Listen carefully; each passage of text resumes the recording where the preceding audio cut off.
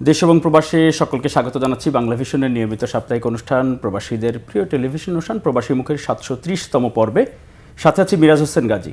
প্রবাসীদের সুখ দুঃখ সফলতা সম্ভাবনার নানা খবর নানা গল্প নিয়ে প্রতি সপ্তাহে বাংলা ভিশনের পর্দায় এই প্রবাসী মুখ অনুষ্ঠানের মাধ্যমে আমরা হাজির হই আপনাদের সামনে। আমাদের সাথে প্রতি পর্বেই উপস্থিত থাকেন প্রবাস খাত সংশ্লিষ্ট বিশেষজ্ঞ বিশ্লেষক অতিথিরা।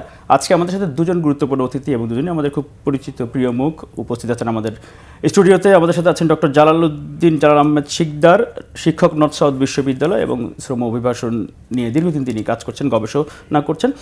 আছেন আলামিন নয়ন, অভিবাসন বিশ্লেষক। আলামিন নয়ন ভাই, আপনাকেও স্বাগত জানাচ্ছি প্রবাসী মুখের আজকের এই পর্বে। যেমনটি বলছিলাম যে প্রবাসীদের নিয়ে এবং বৈদেশিক কর্মসংস্থানের নানা বিষয় নিয়ে আসলে আমাদের এই পর্ব এই আলোচনা করে থাকি। আজকে আমরা মূলত মালয়েশিয়াতে আমাদের যেই প্রবাসী বাংলাদেশিরা সেখানে আছেন, একই সাথে মালয়েশিয়ার শ্রমবাজার নিয়ে নানা রকম আলোচনা আছে। এছাড়া সবচেয়ে আলোচিত একটি বিষয় আছে যে 2024 সালের 31 মে মালয়েশিয়া সরকার নির্ধারিত সময়ের মধ্যে সেখানে যেই কর্মীরা যেতে পারেননি সেটির সবশেষ যেই তথ্যটি আছে, প্রায় 8,000-এর মতো কর্মী যাচাই বাছাই শেষে তারা অপেক্ষমান আছেন। তাদের মধ্যে প্রথম ফ্লাইটটি গিয়েছে, এর মধ্যে 60 জন সম্ভবত। এই বিষয়টি নিয়ে একটু আমরা কথা বলতে চাই। একটু যদি আলামিন নয়ন ভাই আপনার কাছে একটু জানতে চাই, আপনি এয়ারপোর্টে একেবারে প্রবাসীদের সাথে সরাসরি কাজ করেন, একেবারে মাঠ পর্যায়ে প্রবাসীদের নানা সমস্যা সম্ভাবনার বিষয়ে আপনি খোঁজখবর রাখেন। একটু যদি বলেন যে এই যে মালয়েশিয়ার যে ফ্লাইটটি গেল তাদের ব্যাপারে আপনার পর্যবেক্ষণ একটু যদি যতটুকু আপনার ধারণা আছে।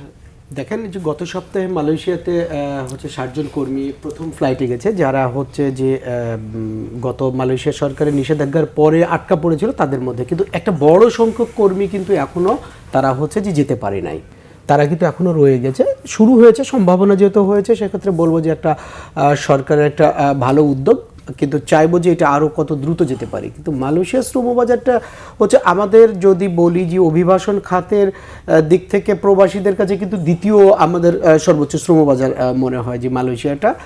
কারণ সেখানে যাওয়ার মানুষের আগ্রহ যেমন থাকে, আমাদের প্রবাসী ভাইদের যদি বলা হয় যে সৌদি আরবের পরই যদি কোনো চয়েস থাকে, বিশেষ করে সাধারণ শ্রমিক, এখন সৌদি আরব হচ্ছে মালয়েশিয়ার দিকে বেশি একটু নজর মনে হয়, বেশি নজর। কিন্তু এই জায়গাটায় আমি বলবো যে একটা ধোঁয়াশাও আছে। ধোঁয়াশা বলতে গেলে এই জায়গায় আমাদের যারা সাধারণ কর্মীরা যারা মালয়েশিয়া যাওয়ার জন্য প্রস্তুত হচ্ছে বা যারা অভিবাসন প্রত্যাশী, তাদের কাছে কিন্তু সঠিক তথ্যটা কিন্তু যাচ্ছে না মালয়েশিয়াতে কি হচ্ছে। এই যে মালয়েশিয়ার সম্ভাবনা, আমাদের প্রধান উপদেষ্টা মালয়েশিয়া ভিজিট, তারপরে মালয়েশিয়াতে কর্মী যাবে, এই যে চুক্তি হচ্ছে, কিন্তু কবে এটা বাস্তবায়ন হবে সেটা কিন্তু আবার গ্রাম পর্যায়ে যারা অভিবাসন প্রত্যাশী তারা কিন্তু জানে না। না জানার ফলে যেটা হচ্ছে যে আপনি দেখবেন যে গ্রাম পর্যায়ে যে সকল মানে যারা গ্রাম থেকেই করে, আমরা যাদেরকে সাধারণত বলে থাকি যে মানে সাব এজেন্ট বা দালাল হিসাবে বা যদি বলে মধ্যস্বত্বভোগী, তারা কিন্তু ইতিমধ্যে কিন্তু মালয়েশিয়ার জন্য কিন্তু পাসপোর্ট তারপরে টাকা সংগ্রহ করা শুরু করে দিচ্ছে। কারণ তারা তো সঠিক সত্য জানে না যে কবে আদৌ হবে। আগে কি আমার এই 8,000 কর্মী যাবে, না এর মধ্যে 8,000-এর সাথে আবার নতুন কর্মীও যাবে, এটা কিন্তু কেউ কিন্তু সঠিক ধারণা নাই। তো এই জায়গাটাই করতে হবে। কিন্তু এটা গতিটা এটা কিন্তু আপনি খুব গুরুত্বপূর্ণ একটি তথ্য দিলেন, যেটা হলো যে এই যে যারা যাচ্ছে এখন বোয়েসেলের মাধ্যমে, বোয়েসেল সরকারি প্রতিষ্ঠান, তাদের মাধ্যমে যাচ্ছে শুধুমাত্র ওই আটকে পড়া সেই প্রবাসীরা, মানে বিদেশগামী কর্মীরা যারা 2024 সালের 31 মে যেতে পারেননি, সব প্রক্রিয়া সম্পন্ন হওয়ার পরেও তারা যাচ্ছে, নতুন কোনো কর্মী না। কিন্তু নতুন অনেকেই মনে করছে যে এটার মধ্যে দিয়ে নতুনও যাওয়ার সুযোগ আছে বা এরকম প্রতারণা নানা রকম আছে, ফেসবুকে ও সামাজিক মাধ্যমে এরকম বিজ্ঞাপন করছে। এবং আপনি জানেন যে এটা আপনি এবং আমি যারা আমরা এটা অভিবাসন নিয়ে কাজ করি, যারা অভিবাসন নিয়ে নিউজ করছে, এরাই শুধু মাত্র জানে। গ্রামের কিন্তু সাধারণ মানুষ আটকে পড়া এগুলো কিন্তু সাধারণ জানে না। ওদের কাছে মেসেজ যাচ্ছে যে মালয়েশিয়া শুরু হয়ে গেছে, মানে খুলে গেছে মালয়েশিয়া, প্রথম ফ্লাইট গেছে, এই যে ছবি। কিন্তু এটা যারা আমরা কাজ করি তারা ছাড়া কিন্তু ক্লিয়ার না। তো আমি বলবো যে এই দায়িত্বটা কিন্তু রাষ্ট্রের, এই দায়িত্বটা মন্ত্রণালয়ের, যে সঠিক তথ্যটা দেওয়া এরা কারা যাচ্ছে আর নতুনভাবে যেটা যাওয়ার সম্ভাবনা ছিল সেটার কি অবস্থা। এটা যদি না হয় তাহলে আমাদের এই সাধারণ মানুষগুলা প্রতারিত, মানে বারবার প্রতারিত হবে। কারণ এই যে কর্মীরা যারা গেলেন তারা তো আসলে দীর্ঘদিন আটকে ছিলেন। আমরা একটু ডক্টর জালালউদ্দিন শিকদার আপনার কাছে একটু আসতে চাচ্ছিলাম যে এই যে কর্মীরা আটকে ছিল, এটি নিয়ে আপনি অনেকবার কথা বলেছেন, লেখালেখি করেছেন। দীর্ঘদিন অপেক্ষার পর তারা যেতে পারলো, এর মধ্যে তো তাদের নানা রকম ঘটনা, আন্দোলন, রাজপথে নামতে হয়েছে। একটু যদি বলি যে এই যে ধরেন কর্মীরা তো ক্ষতিগ্রস্ত হলো, আবার বোয়েসেলকেও তারা টাকা দিয়ে যেতে হচ্ছে, একটু যদি আপনার পর্যবেক্ষণ একটু। দেখেন, আমি তো একজন গবেষক, আমার কাজ হচ্ছে খুব কনস্ট্রাকটিভ মানে ক্রিটিসিজম করা, এটাকে দেখা। আমার কাছে খুব মানে ভালো ভালো কথা আপনি পাবেন কথা পাওয়া যাবে না, জি। এটা খুব রিয়েলি। আমি আপনাদের এখানে আসার আগে আমরা স্টাডি করছিলাম যে বিভিন্ন বাজার আমাদের এখন কি অবস্থায় আছে। যেটা শুনতে খারাপ লাগলেও আপনাকে বলছি, সেটা হচ্ছে মালয়েশিয়াতে তার নিজ দেশে সরকার প্রচণ্ড চাপের ভিতরে আছে, মানে বাইরের দেশ থেকে আপনার ওয়ার্কার আনার ক্ষেত্রে। এর মূল কারণটা হচ্ছে এই মালয়েশিয়া গভর্নমেন্ট তার গায়ে হিউম্যান ট্রাফিকিং, সিন্ডিকেট, এই জিনিসগুলো তার গায়ে লেগেছে, তাই না? মানে সে নিজেই এই প্রক্রিয়ার সাথে যুক্ত। আন্তর্জাতিক পর্যায়ে তার যেটা হয়েছে, তাকে টায়ার, যেটা ট্রাফিকিং ইন পারসন, যে টায়ারটা তাকে অবলম্বন করাচ্ছে। এটা করা হতে যেটা হচ্ছে যে আগে মালয়েশিয়ার কোম্পানির প্রোডাক্ট যেটা ইউরোপে আপনার অনেক শুল্ক সুবিধা নিয়ে যে ঢুকতে পারতো, এখন সেগুলো আটকে দিয়েছে। কারণ মালয়েশিয়াকে আইডেন্টিফাই করছে তোমরা হিউম্যান ট্রাফিকিং এর সাথে রাষ্ট্রীয় পর্যায়ের সাথে তোমরা খুব জড়িত। এবং আরেকটা শব্দ বোধহয় তারা বলে যে জোরপূর্বক শ্রম, হ্যাঁ, মডার্ন স্লেভারির সাথে যুক্ত। এগুলো কিন্তু খুব ইম্পর্টেন্ট আপনার ইউরোপিয়ান ইউনিয়নের তাদের অন্য দেশের রাষ্ট্রীয় সম্পর্ক করার ক্ষেত্রে। আবার তো মালয়েশিয়ার বায়াররাও তো মানে এটা খুব চাপে আছে। এখন এই জিনিসটা যার কারণে এর আগের বছর মালয়েশিয়া গভর্নমেন্ট তারা আপনার করেছিলেন, কি বলে আপনার তাদের পার্লামেন্টের নতুন ল পাস করেছে যে আমরা এই ধরনের কাজের সাথে যারা যুক্ত তাদেরকে বিচার আওতায় আনবো। কিন্তু এইটার আসলে তারা সেরকমভাবে পারফরমেন্স দেখায় নাই, এবং যে কয়টা দেশের কারণে তাদের গায়ে আপনার মানে কালি লাগছে, তো বাংলাদেশ মোটামুটি সেটা 1 নম্বরে আছে। কারণ বাংলাদেশ থেকে মূলত হিউম্যান ট্রাফিকিং, আমরা বাংলাদেশি কালি লাগাচ্ছে এককভাবে, সেটাও তো মানে তারা মিলে পক্ষই এটা জড়িত। মানে সরকারিভাবে সামহাউ এটা বাংলাদেশ তরফ থেকে এটাকে বড় গলায় তাদেরকে চাপে রাখা যায়। তাদের যে সিস্টেমটা, যেটা অনলাইন সিস্টেমের মাধ্যমে যে একজন বাঙালি যে কন্ট্রোল করে, যে মালয়েশিয়ান একজন বাঙালি, তাকে যে একটা আইনের আওতায় আনা, সেগুলো তারা কোনো কিছু করে নাই। এবার তো মালয়েশিয়া সরকার তো প্রকাশ্যে বলে দিয়েছে যে তাদের মতো করে তারা আমাদের মেনে নিতে হবে। ওই সিস্টেমই আগের মানুষকেই তারা সিস্টেমে রাখছে, এবং বোঝা গেছে, কালকে এটা একজনের সাথে আলাপ করছিলাম, যে তারা খুব শক্তিশালী ওই ব্যক্তি ওই জায়গায়, বোঝা গেল। এখন আপনার মূল কথায় আসে, এখন যেটা হয়েছে যে বাংলাদেশের ক্ষেত্রে এই লোকগুলো এখন আপনার ঠিক মতো করে তারা নিবে না, এবং অনেক স্লো প্রসেসে যাবে। স্লো প্রসেস শুধু মালয়েশিয়া না, অন্যান্য দেশগুলো দেখেন, আপনার মার্কেট কিন্তু কখনো লিবারাল কনসেপ্টে কিন্তু তৈরি হয় না, মানে ফ্রি মার্কেট ইকোনমিক কনসেপ্টে কিন্তু একটা মার্কেট তৈরি হয় না। মার্কেটটা তৈরি হয় G2Gর মাধ্যমে, তারপর হচ্ছে আপনার রিক্রুটিং এজেন্টদের মাধ্যমে, 4-5টা ধাপ আছে। এখন G2G যেটা হচ্ছে গভর্নমেন্ট টু গভর্নমেন্টের মাধ্যমে, যে মানুষ যে একটা রাষ্ট্রের মাধ্যমে যে লোক নেওয়া অথবা চুক্তি করা, মালয়েশিয়া গভর্নমেন্ট আসলে কার সাথে চুক্তিটা করবে আমাকে বাংলাদেশের কনটেক্সটে বলেন। বর্তমান বাংলাদেশ গভর্নমেন্ট একটা অন্তর্বর্তীকালীন গভর্নমেন্ট, আগামীতে ফেব্রুয়ারিতে তারা নির্বাচন দেয়। এরকম একটা গভর্নমেন্টের সাথে শুধু মালয়েশিয়া কেন, কোনো রাষ্ট্র তার সাথে বড় ধরনের কোনো চুক্তিতে যেতে চাইবে না। এবং লেবার অ্যাটাচি যার যে কাজ আছে, রাইট, সে লেবার অ্যাটাচি সে কি কাজ করবে? কারণ সে যে আমলাগন্ত, এই জন্য বলা হয় যে এটার সাথে আপনার অ্যাডমিনিস্ট্রেটিভ যুক্ত। যে অ্যাডমিনিস্ট্রেশন, সেহেতু শিওর না যে এই গভর্নমেন্ট কতদিন থাকবে, অথবা নতুন গভর্নমেন্ট আসবে না ইয়া করবে।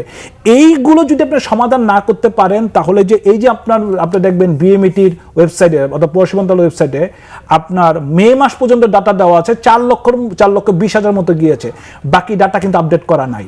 তার মানে কারো লোক যাচ্ছে না, তার মানে কি আপনি আগে তো সবসময় প্রতি মাসের পরে এটা আপডেট হতো কি পরিমাণ লোক কোন দেশে যাচ্ছে, তার মানে কোথাও কি সমস্যা হচ্ছে? তা এই যে হাইড অ্যান্ড সিক যে অ্যাটিচিউড যে চলতেছে, এই যে আমাদের ইন্টেরিয়াম গভর্নমেন্টের, তার যে একটা মাইগ্রেশন ডিপ্লোমেসি থাকার কথা, কারণ তার তো কোনো লাইবিলিটি নাই তার। একটা সরকারের যেটা মনে করেন রাজনৈতিক শক্তি, সরকারের যে তার যে একটা লাইবিলিটি থাকে, আমরা যেভাবে তাকে ধরতে পারবো, মানে চেষ্টা অন্ততপক্ষে ন্যূনতম থাকলেও থাকে। এই জন্য আমাদের বাজারগুলো সংকুচিত হয়ে যাচ্ছে। আর নতুন গভর্নমেন্ট না আসা পর্যন্ত ওই যে G2G ফরম্যাটে যে চুক্তিগুলো, আমাকে বলেন মালয়েশিয়া সরকার কার সাথে সে চুক্তিটা করবে?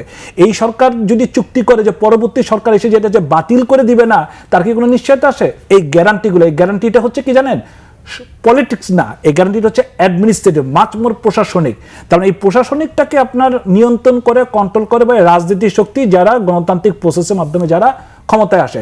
কাজে নতুন সরকার না আসা পর্যন্ত আমাদের যে বিশৃঙ্খলা এখন দেখা যাচ্ছে মাইগ্রেশন সেক্টরে, মাইগ্রেশন যে ডিপ্লোমেসিটা হওয়ার কথা, যেটা আপনার ইন্ডিয়া, নেপাল অনেক আগায় গেছে, তারা এখন আপনার নতুন মার্কেট, বিশেষ করে সৌদি আরবে, ইউরোপে ঢোকার ক্ষেত্রে সেই মার্কেটগুলো আমরা হারাচ্ছি একটাই কারণে, যেই আমাদের অ্যাডমিনিস্ট্রেটিভ স্ট্রং না, আর অ্যাডমিনিস্ট্রেটিভ না স্ট্রং হওয়ার মূল কারণ হচ্ছে আমাদের রাজনীতিক গণতান্ত্রিক সরকার না থাকার কারণে। জি, আমরা নিশ্চয়ই আশা করব যে নির্বাচনের পরে পরিবর্তন হবে। একটু আলামিন নয়ন আপনার কাছে আবার একটু যদি মালয়েশিয়ার প্রসঙ্গে একটু কথা বলি, যে অনেক কর্মী ফেরত চলে আসতে বাধ্য হচ্ছে, তাদেরকে পাঠিয়ে দিচ্ছেন এয়ারপোর্টে, তাদের অভিজ্ঞতাও অনেকেই শেয়ার করছেন, তবে সরকারিভাবে কোনো তথ্য নেই, আবার কর্মীরাও মানে আইনগত সহায়তার জন্য কোনো জায়গায় যায় না নিজেরা স্বেচ্ছায়, এটা একেবারে সবাই আমরা জানি। একটু যদি বলেন যে এই যে ফেরত যারা চলে আসছে, এই আসার কারণটা কি বলছে তারা? দেখেন, সাম্প্রতিক সময়ে কিন্তু মালয়েশিয়া থেকেও কিন্তু অনেক কর্মী ডিপোর্ট হয়ে আসতেছে বা স্বেচ্ছা আসছে, বা মালয়েশিয়া গভর্নমেন্ট ওদের অভিযান পরিচালনা করে করছে। ফিরে আসা কর্মীদেরও কিন্তু একটা অভিযোগ যে বাংলাদেশ দূতাবাস আসলে সেই ধরনের তাদের কাছ থেকে সহযোগিতা পাচ্ছে না। আরেকটা দেখেছি যে যারা সাম্প্রতিক গিয়েছিল, ওই যে G2G প্লাসের লাস্ট দিকে যারা গেছিল, তারাও গিয়ে অনেক সময় তাদের ও দেশের ভিসা নবায়ন হয়নি বা অস্তিত্ব খুঁজে পায়নি, তারা কিন্তু এখন ফিরতেছে এবং ফিরে আসার সংখ্যাও কিন্তু কম না। তো এই যে ফিরে আসা কর্মীদের কিন্তু কাছ থেকে কিন্তু আমাদের প্রবাসী মন্ত্রণালয় কিন্তু কোনো মানে তারা কেন ফিরে আসে এটার জন্য তারা কিন্তু এখনো সেই উদ্যোগ নেয়নি যে তাদের কাছ থেকে গল্পগুলো শোনা এবং শুনে সেই জায়গাটাই কিভাবে আমাদের দেশ ওই মালয়েশিয়ার সাথে বসে ওই সমস্যাগুলো সমাধান করবে। আপনি দেখেন সাম্প্রতিক কিছু কর্মী এসে যেটা আন্দোলন করছিল এবং মালয়েশিয়াতেও সেটাই হচ্ছে, এবং এটা দেশে মানে ন্যাশনাল এবং ইন্টারন্যাশনাল বিভিন্ন গণমাধ্যমে আসছে যে ওরা শ্রমিকের ন্যায্য মজুরি দেয়নি বা শ্রমিকগুলোকে জোরপূর্বক দেশে ফেরত পাঠানো হলো। তো এই যে পাঠানো হলো, আমাদের যে এটা মিডিয়াতে আসলো, কিন্তু আমাদের রাষ্ট্রীয়ভাবে কি কখনো মালয়েশিয়ার কাছ থেকে জানতে চাওয়া হলো যে এটা কেন মানে হয়েছে, আসলে ঘটনাটা কী ছিল? তো এটা যতক্ষণ না আসবে, যখন ফিরে আসা কর্মীদের এই গল্পগুলো না শোনা হবে, ততক্ষণ পর্যন্ত সমস্যার সমাধানের পথ আমরা পাবো না। আর তার চেয়ে বিষয় হচ্ছে যে আমি মনে করি যে আমাদের প্রবাসী কল্যাণ মন্ত্রণালয়, জনশক্তি কর্মসংস্থান ব্যুরো কতটুকু শ্রমিকদের অধিকার আদায়ে কাজ করছে। এরা কি শুধু কি মানে কোয়ান্টিটি নিয়ে কাজ করছে না কোয়ালিটি মাইগ্রেশন নিয়ে কাজ করছে? আমি যদি দেখি, আমার দেখা মতে, যেহেতু আমি একজন রিটার্নি মাইগ্রেন্ট এবং আমিও একসময় গিয়েছিলাম, আমার কাছে মনে হয় যে তারা সংখ্যা কত লাখ কর্মী পাঠাবে এই সংখ্যায় যতটুকু তারা মনোযোগী, কি ধরনের কোয়ালিটি কর্মী যাবে, কোন দেশে যাবে, অন্য দেশ কি করছে, যেমন ভাই বলেছে যে নেপাল, ফিলিপাইন, ওরা যেভাবে আগাচ্ছে, ও কেন আমরা পারবো না? আপনি দেখেন, আমাদের যদি জাপানের শ্রমবাজারটা বলি, একটা সম্ভাবনাময় কিন্তু শ্রমবাজার, খুব সুন্দরই হলো, কিন্তু সেখানে কিন্তু তুলনামূলকভাবে কিন্তু আমরা খুব বেশি দূরে আগাইতে পারি না, খুব বেশি কর্মী কিন্তু জাপানে পাঠাতে পারছে না, কিন্তু ঠিকই ওই জায়গাটাই কিন্তু নেপাল এবং ফিলিপাইন কিন্তু তারা সুযোগটা নিয়ে নিচ্ছে। তো আমি যখন একজন রিসিভিং কান্ট্রি থেকে দেখবো যে আমার লোকের প্রয়োজন আছে, আমার কর্মীর প্রয়োজন আছে, যে দেশ আমাকে কর্মী, ভালো কর্মী, দক্ষ কর্মী দিতে পারবে, দ্রুত সময়ের মধ্যে দিতে পারবে, তার কাছ থেকে কিন্তু নেবে, কারণ তার তো নিড। তো আমরা সেই জায়গাগুলো ঠিকভাবেই করছি না। আর যদি মালয়েশিয়ার ক্ষেত্রে, এই যে মালয়েশিয়ার আপনাকে বলি, 2023 সালে মালয়েশিয়ার থেকে একটা পাবলিশ হলো যে মালয়েশিয়া অবৈধভাবে অনুপ্রবেশের সুযোগ নিয়েছে সবচেয়ে বাংলাদেশিরা। তো এই যে আমাদের যে ভিজিট ভিসায় মালয়েশিয়া যাওয়ার যে প্রবণতা ছিল, আমরা আসবো আলোচনায়, আমরা একটু বিরতি নিচ্ছি। দর্শক, আপনারা দেখছেন প্রবাসী মুখ অনুষ্ঠান, এ পর্যায়ে নিচ্ছি ছোট্ট একটি বিরতি, ফিরছি শিগগিরই।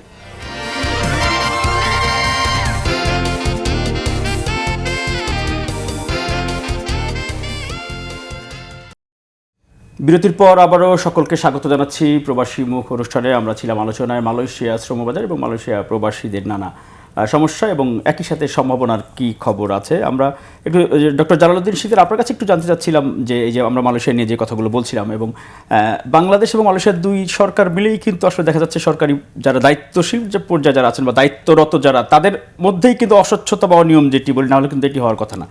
মালয়েশিয়া থেকে একটি চাহিদাপত্র আসলো বা ডিমান্ড আসলো ধরেন 20 জনের, সেই কর্মীরা সকল প্রক্রিয়া সম্পন্ন করে মালয়েশিয়া গিয়ে দেখে যে ওই কোম্পানি তার অস্তিত্বই নাই, কিন্তু মালয়েশিয়া সরকার তো তাদেরকে ওই কোম্পানিকে অনুমোদন দিচ্ছে যে হ্যাঁ তুমি বিদেশি কর্মী আনতে পারবে, অ্যাপ্রুভাল দিচ্ছে, কোটা অ্যাপ্রুভাল দিচ্ছে, দূতাবাসের শ্রমকল্যাণ উইং অ্যাটাস্টেশন করছে, এরপরে সেই ডিমান্ড লেটারটি আসছে বাংলাদেশে। তার মানে ওইখানে মালয়েশিয়া সরকার এবং বাংলাদেশ সরকারের দুটি সংস্থা তারা দেখে যাচাই বাছাই করে সিল দিয়ে পাঠাইলো আমাদেরকে, আমরা আমাদের কর্মীদেরকে পাঠাইলাম, কর্মী গিয়ে জঙ্গলে থাকলো, দেখলো কোম্পানি নাই। এইটা আসলে বাস্তবতা, এটা কি কেন হচ্ছে আপনার কাছে কি মনে হয়? আচ্ছা, মনে করেন এরকম একটা ঘটনা ঘটলো, জি, আপনি কাকে ধরবেন? মানে কাকে ধরা উচিত, কাকে ধরা উচিত এই মুহূর্তে মনে করেন আমার এই মুহূর্তে লোক গেল 20 জন, আমি তাদেরকে জঙ্গলে পাঠিয়ে রাখলাম, আমি এখন ধরবো, কাকে ধরবো? না, সাধারণত কর্মীর অভিভাবকরা ধরবে, এখানকে রিক্রুটিং এজেন্সিকে ধরবে, রিক্রুটিং এজেন্টকে ধরবে কে? কর্মীর অভিভাবক হয়তো বা ধরবে, ধরা উচিত। ধরলো, আর রিক্রুটিং এজেন্টকে কে ধরবে? মন্ত্রণালয় বা সরকার। সরকার। তাহলে আপনার কি মনে হয় যে এই সরকার, যতদিন সরকার আছে, সে এটা করতে পারবে? মানে বি লজিক, আপনি খুব প্র্যাকটিক্যালি নামেন, বাস্তবতার দিকে নামেন। শুনতে খারাপ লাগতে পারে, হ্যাঁ, দে আর ভেরি মানে well person, they are very honest, there is no doubt, তাদের সততা নিয়ে, তাদের ইচ্ছা নিয়ে তাদের কোনো ইয়ে নাই। কিন্তু আপনাকে যে ভাবতে হবে যে এই যে ব্যাপারগুলো, এগুলো কি আগে হতো না?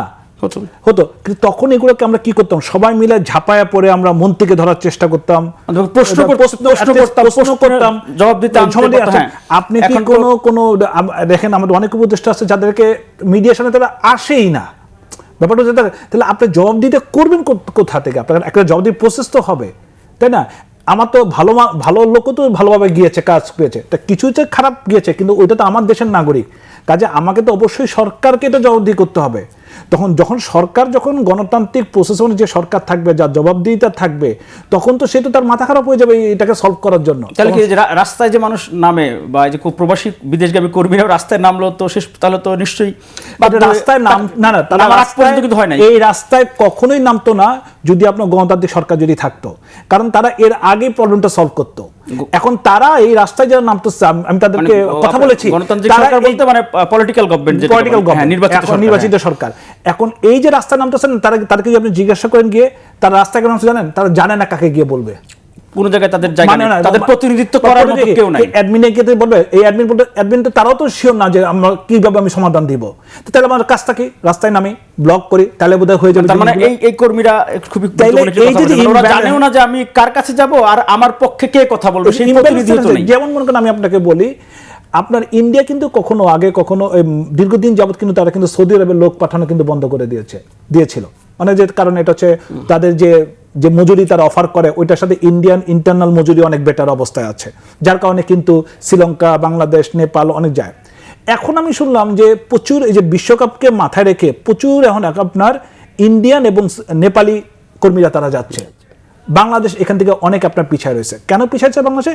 কারণ সৌদি আরব তারা বিএসএফ যে সিস্টেম, মানে এটা হচ্ছে বলা হয় না স্কিল ভেরিফিকেশন যে প্রোগ্রাম, এই প্রোগ্রামের সিস্টেমটাকে তারা এত বেশি কড়াকড়ি করেছে, যার কারণে বাংলাদেশে যারাই অ্যাপ্লাই করতেছে 15-20% মানে পহেলাতেই ছাঁটাইতে পড়ে যাচ্ছে। তাহলে এই যে এটাকে যে গুরুত্ব দিয়ে, আমার যে সামনে যে ওয়ার্ল্ড কাপ আছে, আমার যে একটা বিশাল জনগোষ্ঠী এখানে যাওয়ার কথা ছিল অ্যাজ এ রিলিজন হিসাবে, অ্যাজ এ মানে অটোমেটিক চয়েস হিসাবে, সেখানে আমি এই যে প্রবলেমটা যে পড়লাম, এটাকে সলভ করার কোনো ব্যবস্থা করতেছে না, রাইট? আর এই ফাঁকে মার্কেটটা কে নিয়ে নিচ্ছে? এই ফাঁকে ইন্ডিয়া আর আপনার নেপাল। এখন মনে করেন গণতান্ত্রিক সরকার, মনে করেন একটা রাজনৈতিক সরকার এখন আসলো, কিন্তু এই যে সময়টা যে ব্যয় হলো গত 1 বছর, এই রাজনৈতিক সরকার আসলে এই কটুক, ওইখানেও তো সেই ঘাটতিটা তো তারা তো প্রয়োজন মিটাই ফেলবে। আবার আরেকটা জিনিস দেখেন, আপনার মালয়েশিয়াতে আপনার হঠাৎ করে নিউজ আসলো গত এই বছরের প্রথম দিকে, গত বছরে, যে 28 জন বাংলাদেশিকে ধরা হয়েছে যারা ISIS এর জঙ্গির সাথে যুক্ত, যারা আপনার ইন্টারনালি মালয়েশিয়ায় আপনার ডিস্টেবিলাইজ করার জন্য তারা প্ল্যান করছিল। হ্যাঁ, এইটা যে একটা প্রতিবাদ করার কথা, মানে আমাদের থেকে, সরকার থেকে, যে আমরা একটা প্রতিবাদ করতে যাই, যে করব যে আপনার এই নিউজটা কতটুকু সত্য আমাদেরকে জানান। এটা হওয়াতে কি হইতেছে, আপনার আমাদের একটা রাষ্ট্রের যে ইমেজ, পুরো ইমেজটা আজকে কোথায় গেল? তার ভিতরে একে 2 মিলান আপনি, ওইখানে ISIS, এইখানে যারাই মব করে দেখা যায় তাদের মতো পন্থীরা এরা বসে সেখানে এমুক মব করতেছে, লাশ পুরাই দিচ্ছে, নারীদের এখানে। তা এগুলো কি একটা রাষ্ট্রের ইমেজকে কি এগুলো ম্যাটার করে না?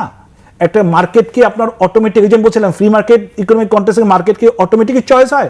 মার্কেটগুলো তৈরি করতে হয় মাইগ্রেশন ডিপ্লোমেসির মাধ্যমে। সেখানে G2G আছে, সেখানে লেবার অ্যাটাচির রোল আছে, সেখানে অ্যাম্বাসির রোল আছে। তো এগুলো কিন্তু জবাবদিহিতে যখন আমরা থাকবে না, তখন আপনার তাদের কেন থাকবে? আরেকটা হচ্ছে যে এখন খুব কম্পিটিটিভ মার্কেট। এখন কিন্তু নেপাল কিন্তু যারা আগে পাহাড়ি জনগোষ্ঠী, তারা কখনো মাইগ্রেট করতে চাইতো না, সমতলে রাজ করতো, সমতলে তারাই জাতি তারা যেতে হতো ইন্ডিয়াতে। এখন 2 পাহাড়ি জনগোষ্ঠী এবং তারা এখন সমানে মাইগ্রেশন করতে চাচ্ছে মালয়েশিয়া প্লাস কোরিয়াতে, অটোমেটিক চয়েসে তারা, এবং সৌদি আরবে তারা চলে যাচ্ছে, সৌদি আরবের লোক দরকার তাদের। এখন এই জিনিসগুলোকে তো আমাকে যদি গুরুত্ব না দিয়ে, আমাদের প্রবাসী মন্ত্রণালয়ের মন্ত্রী যে কোয়ালিফাইড, তা ওনাকে দিয়ে রাখছে আইন মন্ত্রণালয়, আবার উনি প্রবাসী এবং সরকারের গুরুত্বপূর্ণ, অথচ একটা সেক্টরের সবচেয়ে বেশি রেমিটেন্স প্রায় $30 বিলিয়ন এবার আসছে বছরে, অলরেডি $30 বিলিয়ন। মানে অর্থনৈতিক চাকাকে সেখানে গতিশীল করছে যারা একজন উপদেষ্টা প্রবাসীরা। থাকার কথা, স্পেসিফিক সেপারেট একজন উপদেষ্টা থাকার কথা, দেখা যাচ্ছে যে এমন উপদেষ্টা দেওয়া হয়েছে তাকে 2-3টা মন্ত্রণালয় দেখা এবং হচ্ছে। যাকে পাওয়াও কষ্টকর। তাহলে এইভাবে দিয়ে তো মানে আপনি ব্যস্ততার কারণে পাওয়াও কষ্ট, এইভাবে দিয়ে আপনার অন্ততপক্ষে আলোচনা চালা যাবে কিন্তু সমাধান হবে না। সমাধান হবে না, কিন্তু তারপর তো আলোচনা করতে হবে, তো নিশ্চয়ই কথা তো বলতে হবে। ননবা যদি একটু এই যে মানুষের যারা ফেরত চলে আসছে তাদের কথা আমরা বলছিলাম, যদি আপনি একটু বলতেন। আমি আপনার কথা যদি আমি সূত্র ধরে বলি যে আপনি বললেন যে এই যে কাজ পাচ্ছি না, এই দায় কার? আমি বলবো যে এই দায় আমার মন্ত্রণালয়ের, এই দায় জনশক্তি কর্মসংস্থান ব্যুরোর। কেন? যে যখন একজন কর্মীকে স্মার্ট কার্ড দেওয়া হবে তখন কিন্তু গ্রামের সেই মানুষটা ধরেই নেবে যেহেতু আমাকে স্মার্ট কার্ড দিয়েছে, মানে আমার চাকরি সরকার আমাকে আমার সবকিছু যাচাই বাছাই করে তারপরে দিয়েছে, দিয়েছে। রাইট। কিন্তু ওই যে কোম্পানিটা নাই, এই যাচাই বাছাই করার দায়িত্ব কিন্তু আমার জনশক্তি কর্মসংস্থান ব্যুরো কার মাধ্যমে? আমার দূতাবাসের মাধ্যমে। কিন্তু কোনো না কোনো মানে ছদ্মছায় সে হয়তো বা করে নাই বা ওই কোম্পানি নাই। এবং এই আলোচনাটাও কিন্তু খুব কম হয়, এই যে কর্মীরা গিয়ে কাজ পায় না, এই আলোচনা কিন্তু হয় না। আমরা কিন্তু নরমালি দেখা যাচ্ছে যে এজেন্সিকে দোষারোপ করি, সিন্ডিকেট নিয়ে কথা বলি, অতিরিক্ত খরচ নিয়ে কথা বলি। এখন আপনি একজন কর্মীকে যদি 100 টাকা দিয়েও পাঠান মালয়েশিয়াতে, সে যাওয়ার পরে দেখে যদি কোম্পানির অস্তিত্ব নাই, তার পারমিট হবে না, সে আনডকুমেন্টেড হয়ে যাবে, জেল খেটে তাকে ফেরত আসতে হবে। তাহলে তাকে তো ফ্রি পাঠাইলেও তো তার লোকসান। সবচেয়ে গুরুত্বপূর্ণ তো ইস্যু এইটাও তো হওয়া উচিত অন্যগুলোর সাথে। শুধু কি আমরা কি শুধু তার অভিবাসন ব্যয়টাকে ক্ষতি ধরবো? তার শারীরিক ক্ষতি, মানসিক ক্ষতি, জেল খাটতে হচ্ছে তাকে, অবৈধ হয়ে যাচ্ছে, এই ক্রাইম। এই ক্ষতি কি আমরা কখনো বিবেচনা করছি? আপনি দেখেন যে যদি এটা হয়ে থাকে, আমি জানি রিক্রুটিং এজেন্সিগুলো মানে ওরা অবৈধ পন্থা বা করবে, এটা মনিটরিং করার দায়িত্ব তো আমার বিএমইটির। যখন তারা ডিমান্ড লেটার সাবমিট করছে যে আমি মালয়েশিয়ার, ধরেন যে মালয়েশিয়া গভর্নমেন্টের তো তারাও তো যখন অনুমোদন দিচ্ছে তাদের একটা কোম্পানিকে, তাদেরও তো উচিত সেটি যাচাই বাছাই করে তারপরে দেওয়া যে এই কোম্পানি বিদেশ থেকে কর্মী আনবে, তার সেই সক্ষমতা আছে কিনা, তার কাজ দেওয়ার বেতন দেওয়ার ক্ষমতা আছে কিনা, এটা তো তারা মানে চিন্তা, মানে সেটা তো একটা মালয়েশিয়া গভর্নমেন্ট আছে, সেটা কিন্তু আমার কিন্তু এটা ভেরিফাই করার দায়িত্ব কিন্তু অ্যাটাস্টেশন দেবে আমাদের। হ্যাঁ, দূতাবাসও কিন্তু এই জায়গায় ব্যর্থতা আছে। তারা কিন্তু ওই কোম্পানিটা আছে কিনা ওরা কিন্তু সরজমিনে হয়তো বা ভিজিট করে না, অথবা ভিজিট করলে কোনো একটা কারণে তারা এই অ্যাটাস্টেশন দিয়ে দিয়েছে। এখন বিএমডি বলছে আমি তো অ্যাটাস্টেশন পেয়েছি, আমি কর্মী দিয়ে ছাড়পত্র দিয়েছি। দূতাবাস কিন্তু আমার কর্মীর তো এখানে কোনো দোষ নাই, এজেন্সিগুলো করতেছে। তাহলে যদি এই দায় না থাকে, যদি আমি এক্সাম্পল হিসেবে বলি যে আপনি কিছুদিন আগে দেখেছেন কিরগিজস্তান থেকে 180 জন কর্মীকে ফেরত পাঠানো হয়েছে, কিরগিজস্তান থেকে রিপোর্ট করা হয়েছে। প্রত্যেকটা কর্মী জনশক্তি কর্মসংস্থান ব্যুরো থেকে বিএমইটি কার্ড নিয়ে গেছে। এখন গ্রামের একটা ছেলে যখন দেখবে তার বিএমইটি কার্ড আছে, সে রাষ্ট্রের উপরে কিন্তু ভরসা রেখেই সে কিন্তু যাবে, সেটা মালয়েশিয়া হোক যে কোনো দেশই হোক। এখন যাওয়ার পরে যদি যা দেখে যে তার এয়ারপোর্টে নামার পরে কোম্পানি খুঁজে পায় নাই, তাহলে আমার যে এখানে স্মার্ট কার্ড দেওয়া হলো কিসের ভিত্তিতে সেটা? মানে এবং আমরাও তো বিভিন্ন সময় আমরা যখন নিউজ করি বা সরকারের পক্ষ থেকেও যখন বলা হয়, তখন তো আসলে আমরা বলি যে বিএমইটি ইমিগ্রেশন ক্লিয়ারেন্স নিয়ে যাবেন বৈধভাবে, এটা ছাড়া যাবেন না। আমরা যখন অ্যাওয়ারনেস করি আমরা এটা কথাই বলি, এটা বলি, কিন্তু সেটা নিয়ে যাওয়ার পরে যদি সে দেখে যে এই দায়টা কার উপর যাবে? নিশ্চয়ই আমার কিন্তু দায় কিন্তু বিএমইটিরও কম না, কারণ তার কম না, এখানে তো অনেকটা দায় তাদেরকে নিতে হবে। তারা তো সব যাচাই বাছাই করে ফাইনালি তারা দিচ্ছে। তারা ফাইনালি কি করছে? ওরা রিক্রুট এজেন্সির উপর মানে চাপিয়ে দিচ্ছে যে রিক্রুট এজেন্সির কাছে যান। আচ্ছা, রিক্রুট এজেন্সির কাছে গেল, কিন্তু আপনি এটাকে দেখে দিবেন না, কারণ একটা রিক্রুট এজেন্সির উপর আমি কিন্তু ভরসা পাইনি। কিন্তু আপনি যদি স্মার্ট কার্ডটা আমরা না দিতেন তাহলে কিন্তু আমি যেতাম না। আপনি দিয়েছেন বিদায় তো আমি ধরে নিয়েছি, রাষ্ট্র আমাকে অনুমতি দিয়ে দিয়েছে, আমি বৈধভাবে যাচ্ছি। যাওয়ার পর দেখলাম কোম্পানি নাই। মালয়েশিয়ার ক্ষেত্রে আমি যদি বলি, আমি 2007-এ গেছিলাম, সেম কিন্তু একই। এবং আমাকে যদি বলেন যে অভিবাসনের ক্ষেত্রে কতটুকু পরিবর্তন হয়েছে, আমি আমার 2007 থেকে আজকে 2025 যদি দেখি, আমি বলবো একই অবস্থানে, 17-18 বছরে একই অবস্থানে দাঁড়িয়েছে। তখন যেভাবে প্রতারিত হয়েছে মানুষ, এখনো অ্যানালগ সিস্টেমে প্রতারণা হতো, এখন ডিজিটাল সিস্টেমে প্রতারণা হচ্ছে। প্রতারণা রুট চেঞ্জ হচ্ছে, ধরন চেঞ্জ হয়েছে, প্রতারণা কিন্তু কমে নাই, বরঞ্চ কর্মী বেশি সংখ্যায় যাচ্ছে, বেশি সংখ্যক কর্মী প্রতারিত হচ্ছে। একটু ডক্টর জালালউদ্দিন শিকদার আপনার কাছে একটু আসতে চাচ্ছিলাম এই একই বিষয়ে। আপনি যেমন বলছিলেন আগে যে আমরা কথা বলছি কিন্তু আসলে কাজ হচ্ছে না, তারপরও কথা তো বলতে হবে নিশ্চয়ই। এই যেটি আমরা বলছিলাম যে ভাই যেটি বলছিলেন যে এই বিএমইটি বা সরকার বা মন্ত্রণালয় তারা এই অনিয়মগুলো করছে, ওই কর্মী দিন শেষে আসলে কার কাছে যাবে, কি করবে? সে জেল খেটে হয়তো ফেরত আসতে হচ্ছে তাকে শেষ পর্যন্ত। এখন আমি তো দেখছি যে কর্মীর তার এজেন্সি কিছুই নাই, মানে অ্যাটলিস্ট তার যে একটা বলার জায়গা ছিল সেটা নাই। হয়তো দেখা যাবে যে সে এসে এয়ারপোর্টে হয়তো বা বড় জোর একটা মব ক্রিয়েট করতে পারে সবাইকে সাথে নিয়ে, অথবা একটা কোথাও গিয়ে আটকে ফেলতে পারে যে আমি বিচার চাই, রাইট, এছাড়া আমি কিছু দেখছি না। কিন্তু এইখানে যে যে জায়গাটা হচ্ছে যে যে লেবার অ্যাটাচিভ একটা রোল আছে, যে তার তো চেক করে গিয়ে কোম্পানি আছে কিনা এগুলোকে ইয়ে করা। তার মানে কি আমার এই অ্যাডমিনিস্ট্রেশনের এই জায়গাগুলো তার কি কোথাও গ্যাপ হচ্ছে, চেইন অফ কমান্ড কি ভেঙে গেছে, এই প্রশ্নগুলো আসতেছে কিন্তু।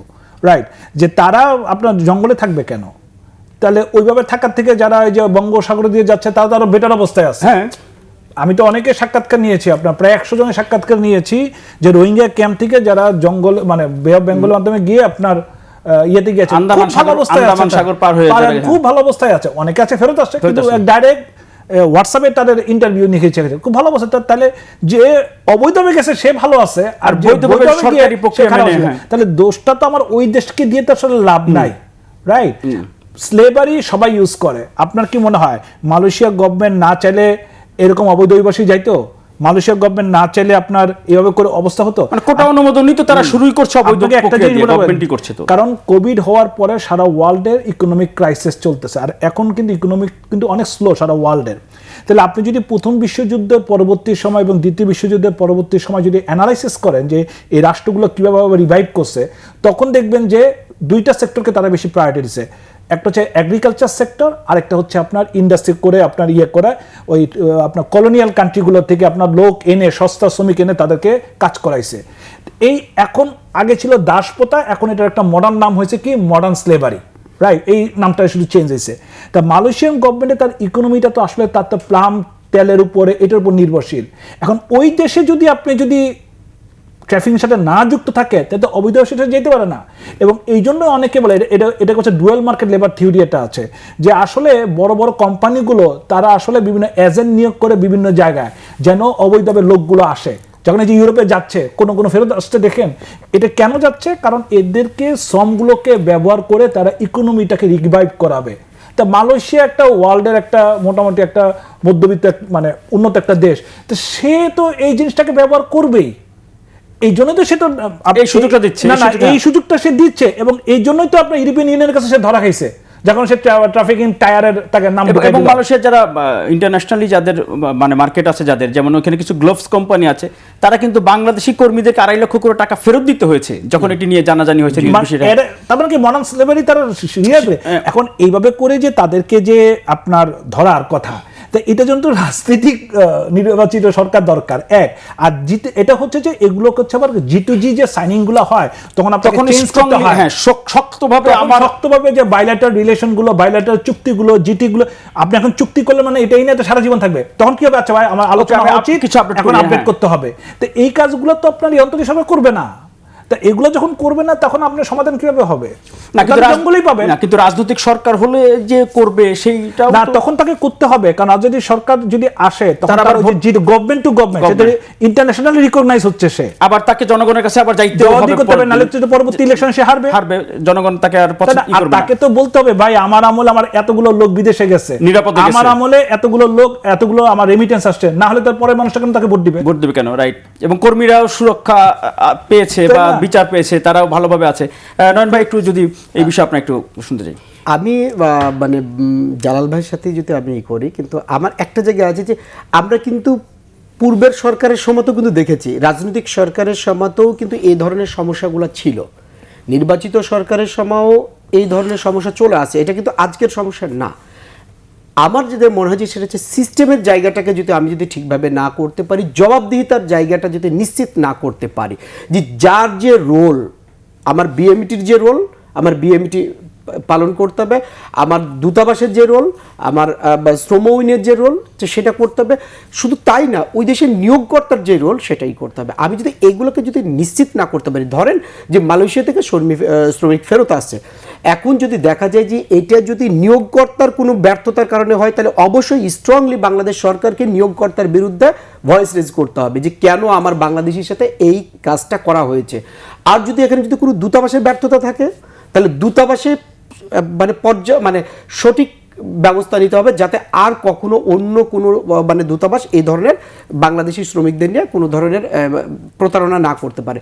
রিক্রুটিং এজেন্সির যদি কোনো গাফিলতি থাকে তাকে ধরতে হবে, অথবা যদি পুরো প্রক্রিয়া বা শ্রমিকের থাকলে শ্রমিককে ধরতে হবে। কিন্তু প্রকৃত সমস্যাটাকে আমাদের চিহ্নিত করতে হবে, এবং চিহ্নিত করে কেউ কিন্তু মানে আইনের ঊর্ধ্বে না। আর আরেকটা জিনিস মনে রাখতে হবে যে আমাদের যে এই গ্রামের খেটে খাওয়া মানুষগুলো যাচ্ছে, এরা কিন্তু কোনো কিছু বোঝে না। আমরা অল্প শিক্ষিত বলি, কিন্তু এরা কিন্তু শ্রমিক বিষয়ে যাচ্ছে না, তো এরা তো ইউরোপ আমেরিকা যেতে পারতো, অন্য জায়গায় যেতে পারতো। তাহলে এই মানুষগুলোকে সবসময় কিন্তু আমরা দোষারোপ করি কিন্তু এই শ্রমিকগুলোর উপরই। কিন্তু শ্রমিকগুলোর পিছনে যে যতগুলা কাজ করছে, কোম্পানি না থাকা তো শ্রমিকের দোষ না, এর জন্য জবাব দিতে হবে বিএমইটিকে অথবা আমার দূতাবাসকে অথবা রিক্রুট এজেন্সিকে। এখন তারপরেও কিন্তু আমরা শ্রমিকদেরকে দিই যে তাদের লোভ বেশি, তারা বিভিন্ন করে। তো এই জায়গাটাই বলবো যে এই শ্রমিকগুলোর কাছ থেকে শুনতে হবে, এবং এক দুইটা যদি এই ধরনের ঘটনা থাকে তাহলে সেটা করতে হবে। যেমন দেখেন, আপনি যেটা শুরুতেই আমরা বলেছিলাম, আপনাকে বলি যে আমরা এখনো শ্রমিকরা জানে না যে মালয়েশিয়াতে কবে লোক যাবে, কোন ট্রেডের লোক যাবে, কোন ক্যাটাগরির লোক যাবে, এখন জানে না। জানে শ্রমিক যাচ্ছে। এখন যদি এই শ্রমিকগুলো প্রতারিত হয়, এর দায় কার? আমার রাষ্ট্রেরই। কারণ সঠিক মেসেজটা রাষ্ট্র এখনো তুলে ধরছে না যে কি স্টেজে আছে মালয়েশিয়ার শ্রমবাজারে নতুন করে যাওয়ার সম্ভাবনা। একটু জালাবে একেবারে যদি 30 সেকেন্ড একটু আপনার মতামত শুনতে চাই শেষ পর্যন্ত, যে নতুন করে শ্রমবাজার খোলার তথ্যগুলো কর্মীরা সঠিকভাবে জানে না, আবার তো নানা রকম ফাঁদ আছে প্রতারণার, একটু যদি বলেন। না, এখন যেটা হচ্ছে যে আমরা ডিজিটাল ফাঁদটাকে খুব বেশি দেখছি। যেমন মনে করেন টিকটক, ফেসবুকের মাধ্যমে দেখলাম যে ইউরোপে যারা যেয়েছে তারা দেখলাম যে খুব ক্যাম্পেইন করতেছে, যে বলতেছে যে জীবনে রিস্ক না নেন তাহলে তো এইসব জায়গায় আসা যাবে না। এখন আপনারা তো জানেন তো মাইগ্রেশনের থিওরির একটা হচ্ছে যে পিয়ার প্রেশার। মানুষ আসলে মাইগ্রেশন করার ইচ্ছা নাই, সে দেশেই ভালো ছিল, কিন্তু এগুলো দেখে দেখে একজন প্রেশার অনুভব করে যে না, ও পিচ্ছি পোলা, ও যদি যেতে পারে তাহলে আমি যাবো না কেন। যার কারণে আমাদের এখন একটা বড় থ্রেট হয়ে গেছে গা, আমার যে রেগুলার মার্কেটগুলো এক্সপ্যান্ড না হওয়ার কারণে আর নতুন মার্কেট না যাওয়ার কারণে এখন আমার লোকগুলো যাচ্ছে রাশিয়ার যুদ্ধ ফ্রন্টে। হ্যাঁ, এখন আরো কোথায় কোথায় যুদ্ধে যাচ্ছে আর জানি না। ঝুঁকিপূর্ণ জায়গায় রাশিয়াতে 100 জনের পাওয়া গিয়েছে, যেমন অলরেডি 30 জনের মধ্যে রিপোর্ট আসছে, 30 জনের রিপোর্ট আসছে যারা মারা গিয়েছে, আর বাকি 15 জন বলে মিসিং। এবং আরো তো কত আছে যাদের তথ্য নাই, এমন হতে পারে। জি, ডক্টর জালালউদ্দিন শিকদার এবং আলামিন নয়ন, আপনাদের দুজনকে অসংখ্য ধন্যবাদ প্রবাসী মুখের আজকের এই পর্বে যোগ দেওয়ার জন্য। শেষ কথা হচ্ছে যে যেটি নিয়ে আমরা শেষ করছিলাম, যে প্রবাসী যারা হতে চান বা বিদেশে যারা যেতে চান, বৈদেশিক কর্মসংস্থান খাতের যে আমাদের কর্মী যারা আছেন অপেক্ষায়, তাদের জন্য তথ্য হচ্ছে যে মালয়েশিয়ার শ্রমবাজারে নতুন করে যেই আমরা কথা মানে প্রচলিত ভাষায় বলি কলিং ভিসা, সেইটি কিন্তু এখনও চালু হওয়ার বিষয়ে কোনো সরকারি তথ্য নেই। কবে হবে, কারা পাঠাবে, কীভাবে পাঠাবে, কোন প্রক্রিয়া পাঠাবে, এ বিষয়ে আসলে কোনো তথ্য নেই। যারা এই যে গিয়েছে সম্প্রতি, তারা হচ্ছে আগে সে আটকে থাকা সেই কর্মীদের মধ্যে প্রথম ফ্লাইট গেছে, বাকিরা কবে যাবে সেটিও কিন্তু এখন পর্যন্ত অফিসিয়াল কোনো তথ্য নেই। তার মানে আপনি অবশ্যই আগে জানতে হবে। আর ভিজিট ভিসায় বা ট্যুরিস্ট ভিসায় মালয়েশিয়া বা কোনো দেশে আপনারা দয়া করে কেউ যাবেন না, সেটি আপনার নিজের জন্যই বিপদ বয়ে আনবেন আপনি। সবাই ভালো থাকবেন, সুস্থ থাকবেন, নিরাপদে থাকবেন। বিদায় নিচ্ছি প্রবাসী মুখের আজকের এই পর্ব থেকে। মিরাজ হোসেন গাজী, আল্লাহ হাফেজ।